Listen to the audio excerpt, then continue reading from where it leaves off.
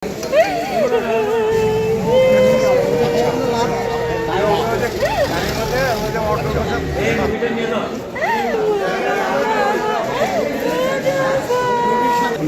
যখন জিজ্ঞেস করলাম তখন একটু একটু একটু হুশ, মানে কথা কবার পাচ্ছে আবার পাচ্ছে না।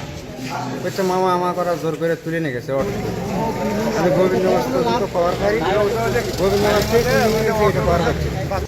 মানে আমি আর ওটি কোন দিক থেকে কোন দিক নিয়ে গেলো এটা আর আমি জানি।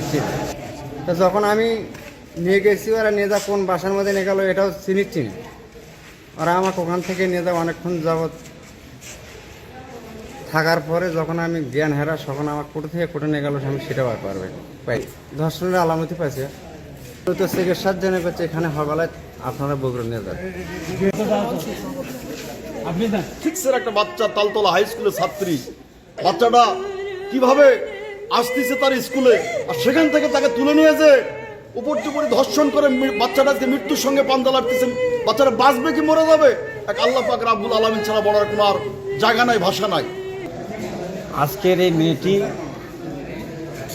স্কুলে যাবে, সেখান থেকে এই হ্যাকার বাহিনীতে তাকে ধরে নিয়ে গিয়ে ধর্ষণ করে আবার একটা বাড়ির পাশে ফেলে দিয়ে গেছে।